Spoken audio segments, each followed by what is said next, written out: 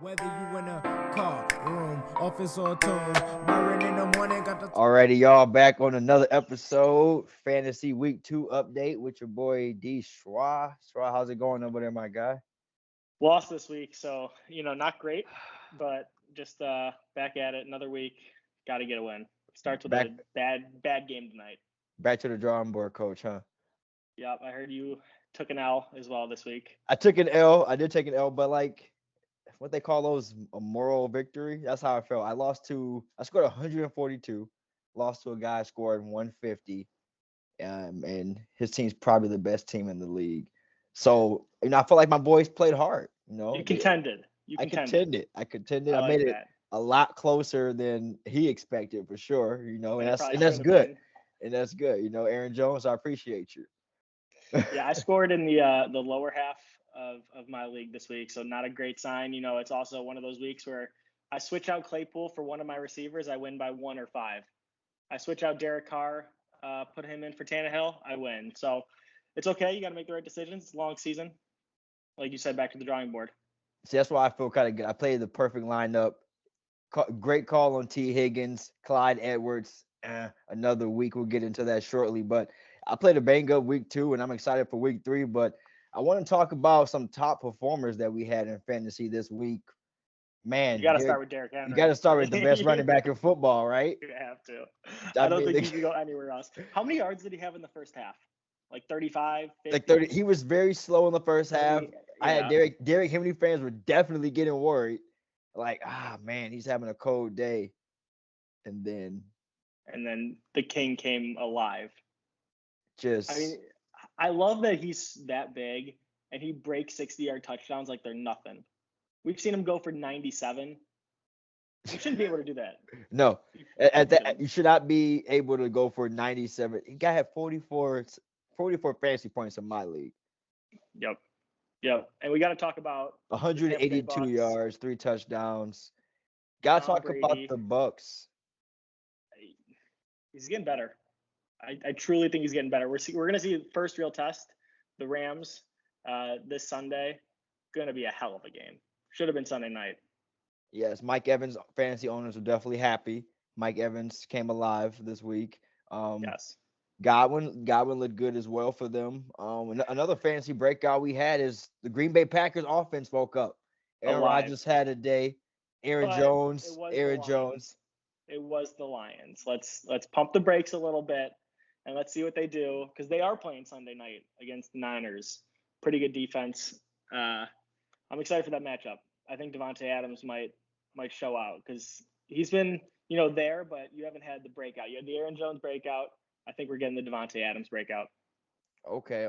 Let's talk about some new breakout players we got here from fantasy this week. You saw some Cordell Patterson. You saw some J.D. McKissick for a lot of guys who bought in on him from his great season he had last year. If you're a J.D. McKissick owner, you finally saw some signs there.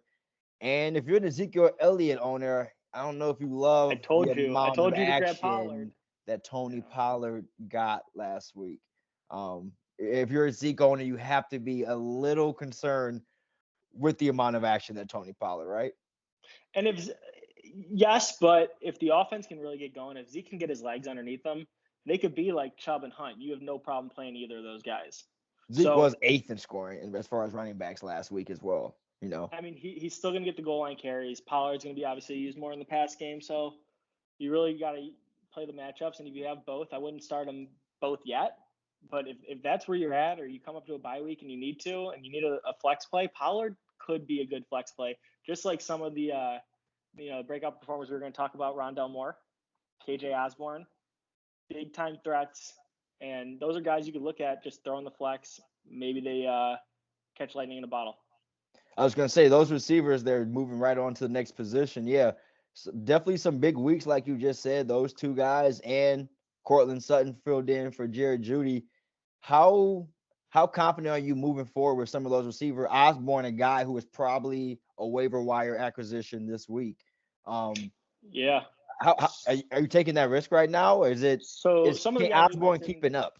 Some of those guys, like the third receivers on the teams, that's tough. Like Ronda Moore is the 4th guy right now, but he's still there. Cortland Sutton, though, you mentioned, I'm starting him. He's the number one receiver in Denver. He had 12 targets. And Claypool's too inefficient right now. If Deontay Johnson doesn't play, I'm going to have a real hard decision to make. And I might bench David Montgomery and play Claypool and Sutton because, you're only going to have 2 receivers there. But Sutton's a guy that I'm looking at, and I think you feel comfortable starting him now. I'm a big target looker when it comes to wide receivers for sure. And that's what is hard about Claypool. He's getting the 9 to 10 targets a game. And there's not many receivers that get 9 to 10 targets a game. So that's the issue with Claypool as an owner. You're like, he's bound to have a huge game. He just gets too many targets and he's too good of a receiver. But he's definitely making it tougher on you to, trust going in. A guy that I'm shocked about right now is Hollywood Brown. Back-to-back good weeks. Looking like really good. Looking like the main offensive option right now for the Baltimore Ravens, obviously behind Lamar. Yeah, and we saw it a little bit at the end of last year. If you remember, like he was kind of getting into the groove, kind of like really feeling and finding himself out in the league. And he's looked incredible these last 2 weeks, like a number one true standout receiver. Yes, I've been iffy on even starting him as a flex the first 2 weeks, and I missed out on both of his huge games. I'm in a position this week. He's probably the number one receiver going into this week with the amount of targets he's going to get. And the matchup against the Lions, but yeah, that's all. That's a given. How much do you think that has to go in? Like, how much is the no running back an impact? The injuries. He is the number one guy. They do have Sammy Watkins, who Lamar and him are building their chemistry up.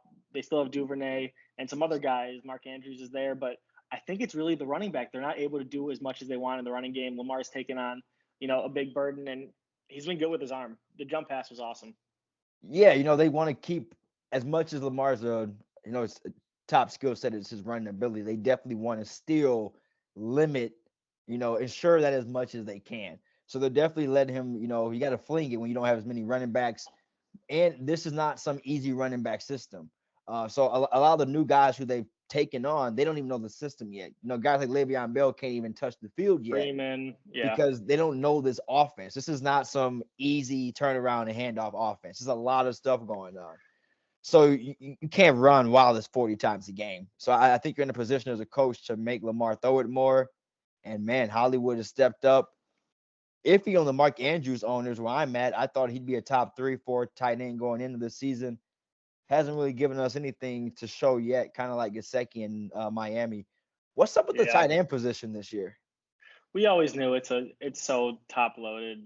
Kelsey, Waller, and then even you were worried about Kittle going into this year. He's looked good one game against the Lions, not so great, that game was so ugly. We don't even need to talk about it because that Eagles-Niners game was disgusting. But yeah, you just gotta hope this tight end scores, or you're getting 2 to 5 points, and the Kelsey and Waller owners are getting double-digit 20-point games. Is the hype real on Mike Williams now, fantasy-wise? He's been a guy that I think most people have. He's been drafted potentially every year, I'd say, in fantasy. So high too, this always high. He's gonna, and every year we're like, he's gonna have his breakout season, and it just hasn't come yet. Back-to-back, very good fantasy weeks for Mike Williams. I'm in a position kind of like with Sammy Watkins where I've missed out on both good weeks, and I'm thinking Mike could be a play. And it's not even like that he's played great fantasy. He just looks way more involved in the offense. He's getting one-on-one matchups because you still got to guard Keenan Allen. So Herbert can just sling that thing, and when you have a big receiver like Mike Williams, a red zone threat, you get him the ball. It's been beautiful to watch, and Keenan Allen owners, I'm not sure how you guys love this because it's looking like a Mike Williams and Austin Eckler show for sure. But Keenan is so solid. He's so consistent. And that's the thing with Keenan. He just does his thing. And I think Keenan's always a good pick, even especially in PPR, because he'll get his 6-7 catches. His floor is always 12. Yeah. He's going to get you 12. You probably have him at a wide receiver too. So he's not even the best receiver on your team, which is the best part. Yeah. He's always safe. Yeah. And is Tyler Lockett the best wide receiver in fantasy football right now? No, but we know what Russ does in the beginning of the seasons. He throws such a nice deep ball. It always happens. He's definitely in the conversation. I mean, who's looked the best? Him and Cooper Kupp. Those are the two big names. Yeah, I mean, it feels like with the lack of weapons that Seattle has on the offensive side, Tyler Lockett has become like, DK who? yeah, like who? Where's? I mean, also, they're probably putting two guys on him or safety help, and maybe Lockett's getting a little less coverage. Yeah, of course. DK hasn't been awful by any means. He's still getting his targets, but I mean, Tyler Lockett is just looking pretty much uncheckable as far as deep balls, and it seems like he's due for a deep ball every game. You can almost count that Tyler You might feel get. it. Tyler's going to get loose for one. Like, oh, blitz, see ya. When Yeah. Russ just stands in the pocket for like a second longer than you think he needs to, oh, it's going long and it's going beautifully. What are some of your proud waiver wire pickups this week that you looked at here? Another nightmare weekend for San Francisco 49ers when it comes to running backs. Yeah. Did you target any of those guys? You look at Trenton Cannon? Did you look at Jaquise Patrick? Not necessarily, just because San Francisco is going to have 2-3 guys, and whoever gets hot is going to, get the carries and probably find the end zone, and you don't know who it's going to be. So I'd rather stick with someone like a Cordero Patterson. Even Quintez Cephas looked pretty solid. Getting some looks. Tyrell Williams is out now, so it's Hawkinson, and then Goff's got to throw to someone. Got to throw to someone. Mm-hmm. Yeah. What about you? I took a chance on Trenton Cannon. I really did. Mostly because I had some extras on the bench, and I'm almost giving up hope on Marquise Callaway. So I did drop him in another league just because I don't know, I haven't seen it. The highest guy in my league that went for our FAAB is Ronda Moore for $25. So one of those guys where I think in a big offense, deep ball threat, that's who I'm looking at, as opposed to, okay, he's a running back in a committee. We don't know who's going to start. Yeah. So it could work out, because once those guys get hot, San Francisco's pulled no name running backs out of nowhere. Jeff Wilson, McKinnon. Yeah. That's wild that Ronda Moore is still a free agent in your league. Yeah. He was drafted in my league. He was drafted in my league high. Everyone in my league thought he was going to be the second best receiver for the Cardinals. Like, they just skipped over Christian Kirk, and I was like, wow. And AJ Green. I think people are thinking, okay, Hopkins, AJ Green, I don't know. Christian Kirk. Where does Rondell Moore fit in? I think anyone who thought AJ Green was going to be a factor on this team offensively should be rewatching film. This is not AJ Green anymore. I mean, this is AJ Green, but prime no. AJ Green. Yeah, he's not that. They have him literally for the 4 or 5 game stretch in the playoffs when stuff get tight and those young guys like Moore and Kirk get a little nervous. Now we got AJ Green. Yeah. And AJ's not going to be nervous. He's going to be good. That's what AJ's here for. He's not here for this. His hands aren't sweating. He's not dropping. He's not dropping the deep ball. Maybe he might Lyman Sweet it. He could drop it at the red zone. So that's what AJ Green came to town for. So I wouldn't be targeting anything like that on my fantasy. But with Kyler Murray looking like the best fantasy quarterback to have right now, obviously besides Pat Mahomes doesn't count. But they also they escaped with a win against the Vikings, because we've seen it before and we'll see it again. Vikings kicker woes. Yeah, I would not have any Vikings kicker on my fantasy team. Never. No chance. We do have to talk about, I feel like week 2 a lot more than week 1. A lot of injuries. Week 2 is like that, like the rust week, because week 1 is so much hype and adrenaline on it. Week 2 kind of falls off hard. And for some reason, those guys were feeling it after the game. They're not in the recovery timeline that they're usually in. Mid-season form. So, yeah, we got a lot of tweaks. Jarvis Landry, Deontay Johnson, Tua. It was tough. It was tough, and Andy Dalton. Even though they say he's possibly able to play, the Justin Fields era has begun in Chicago as well. The Jarvis Landry, if you're a Cleveland Browns fan, this has to be your worst nightmare. You did everything to get. You can't really throw the ball anyway. Yeah, they do probably get Odell back this week, which is nice. You hope, but But coming off ACL injury, and you did everything to have Odell and Juice play together. That was the whole reason for bringing Odell over here, and they haven't had a healthy season together fully. They've They haven't already had like a healthy 6 games together. Yeah, so that's really sad to see. They haven't been. This is like the 2012 Lakers when they got Steve Nash and Dwight Howard. It's just they just haven't had a chance to come together and play more than 5 games, and it would look But good on paper. they do run the ball as well as anyone in the NFL. So we're gonna see. This is a good matchup against the Justin Fields led Chicago Bears against the Browns. I'm excited for that one. It's Yeah, gonna be probably a boring game, but I'm excited for it. definitely exciting. And speaking of how much the Browns run the game, is Demetric Felton actually a waiver wire possibility? The third running back in Cleveland. They don't pass much, and like you said, they don't have many other receivers to go to. You Yeah, I saw was gonna say Donovan People struggle last week with some fumbles. without Jarvis, I mean, that's definitely a guy that I don't see an issue with. They're gonna line up in the slot and basically play him as a wide receiver, Yeah, right? Demetric Felton could be a possible sneaky waiver wire pickup for those out there who could be hanging around the list, and also people who are in a non-dynasty league. Probably a great time to go ahead and get Jeffrey Wilson from the 49ers on Yeah. pace to come back in about 2 to 3 weeks now. With all the injuries they're having, they're going to need him to come back. He's probably at a spot Soon. to be the lead back as soon as he touches back in camp. So I would also be looking that way too. So what are you looking forward to on week 3? Week 3, I find myself in another tough one again. I'm really looking to see, is Mike Williams for real? This is the week for me. They're playing Is this the coming out party against the This Chiefs? is the coming out party. 2 games. I'm at a spot where I'm forced to play him, but they're playing the Chiefs, so this is on paper like an ideal Mike Williams day. I expect a shootout with Justin and Pat Mahomes, but also this is it for Clyde Edwards-Helaire. I need this. This is it for him as well. Game 3, he needs to be able to produce for me. He hasn't gotten 50 yards yet this season.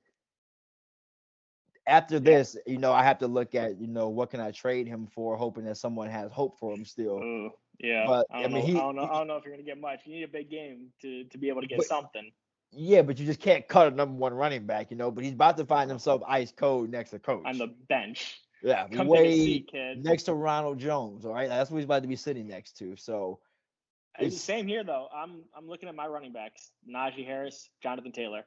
Those are the 2 guys that need to produce. You they bet have big good on them. matchups. First 2 picks, and Taylor, I'm not worried about because he's getting the looks. They had, I think, 3 or 4 chances within the 2, and they just couldn't get it in. Yeah. Taylor, he'll find his groove. I think he's a midseason running back anyway. He gets going, people get a little tired, and he just gets better. Yeah, And then he gets Najee better Harris, as it goes. I don't know about these Steelers, man. They are It's the O line is they really have holes everywhere. They need just Billy the O Mays. line. The they O need line Billy Mays. the O line is the biggest issue. If that's and Big Ben isn't. Big Ben has no time for anything because the O line is atrocious, and they can't run the ball because the O line's so bad. So the defense knows that they have to pass. So I mean, you don't want Ben running this much, but you look at how Tom doesn't need to run in Tampa Bay. Tom's not running back there. He has time to make decisions and get his weapons involved. All I'm saying is that that's the big question mark. They play a pretty weak Cincinnati team. They have a solid secondary, but I think up front you should see the Steelers get a little momentum. This is going. it. Hopefully, this has to be the game. Like the week 3 is big. Week 3 kind of says a lot on where your season is going to go, because you can't fall. Absolutely. You can't fall too many games behind, especially DP division play. This is huge. Yeah, no, definitely. I mean, Bengals are not the team that they're eyeing though. They're looking at the Ravens and the Browns, but you definitely division. You can't lose to the Bengals. You have to win. Bad you loss. Gotta go 2-0. You got to go 2-0 against the Bengals this year. Something I did actually is I looked at my special teams in fantasy, and I didn't like the matchup. The Rams playing the Bucks, and then I had the Saints. They're playing New England. It's in Foxborough. They looked really bad. I went up and picked up the Cardinals. They're playing Jacksonville. I mean, Chandler Jones, Budda Baker, those are some guys that can make some plays on defense. And Trevor Lawrence is prone to turnovers right now. So I got the Cardinals D, and then I picked up Daniel Carlson as my kicker. Dropped Jason Myers, picked up Carlson. He's getting looks. He's making kicks, and we just need to keep that going. Ooh, that's a good pickup. I did I went back to my ex and I got the Baltimore Ravens back. They have the Detroit play this Lions week. this week. I got a Good play great this week. defense against the Lions. I'm looking for that to be the biggest difference in my matchup this week. I'm playing against Justin Herbert, ironically, and I have Pat Same. Mahomes. So this is going to be fun. This is going to be a natural, good quarterback duo. I do expect myself to win because I think Robbie Tonyan is going to be good now with the Packers. I think Aaron Rodgers got his footing back. The Lions are a great team to build your confidence off of. And I think they got some swagger back in their step. And I don't see any more issues for the Packers. Not as bad as week 1, at least moving forward. Yeah. I got a couple of start sits for you though. Some matchups that I'm looking at and have some raising some eyebrows on. My first one, Tampa Bay Bucks, Chris Godwin going into the I'm game. playing him. I'm playing him. You think play him because the volume and the targets. And AB's out. But someone's gonna see Jalen. And I think it's gonna be Mike. And Jalen's not also the type of DB to follow one guy the whole game. He'll stay on a guy most of the game. He might split time, but we're gonna see him line up over Mike. Godwin plays in the slot mostly, so I think they're gonna probably do some other things, get some, hands on him before he can get going. Yeah. So I think Mike mostly on the outside. They're probably looking at stopping Scotty him. Also Miller, guys. the door for Scotty. Yep. Scotty Miller. That is a fantasy If you need a Hail pick. Mary, why not? Scotty Miller's a viable pickup if you need one, if you're a team that's projected to lose by 15, you might as well go ahead and get Scotty Miller because he has a chance to erupt. That's how I look at it. Just make sure AB's out. Yeah, I think AB is going to be done though. He's out with the COVID protocols, correct? Yes, but I think if he were to test negative today and tomorrow, he can technically play. Because the Bucks are 100% vaccinated. Exactly. Now, if it was Cole Beasley, you're out. Cole's out too. Probably for 2 games. Two games, and they're ready to throw rocks at Cole. And I'm really excited. I know you have him on your team. CeeDee Lamb Monday night. Is it the coming out party of CeeDee Lamb? And it's hard to say because he's had 2 good weeks. He had 15 targets week 1, 10 targets last week. But, man, Amari Cooper's a bad boy, so you kind of forget about CeeDee Lamb. Yes, this is going to be a big one. I think the Cowboys, like you kind of said about Ezekiel Elliott, this could be the year where their offense has legit 3 to 4 fantasy options. I think both with Dak being the best, I think both of their receivers can be started every week, and they could get to a position where Ezekiel's a running back 2, a high or low 1, and Pollard could be a flex option week to week. Yeah, I agree. And because they don't have any tight ends that you're going to touch.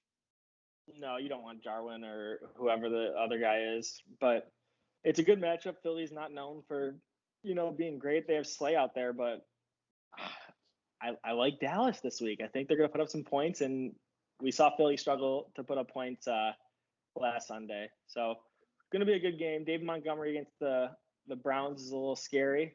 I know that Browns defense is pretty good, but the Justin Fields factor is just in my head. Like, he's going to run the ball. You're going to have to take some time and put some eyes on him. It could open up some lanes, especially if they run some read option or some tricky stuff. Getting Fields. Definitely. And it's Fields' first game, complete game. The best way to get a young running back comfortable is a good running game. So I think they're going to involve Montgomery early. Yeah, that's how you get the quarterback comfortable.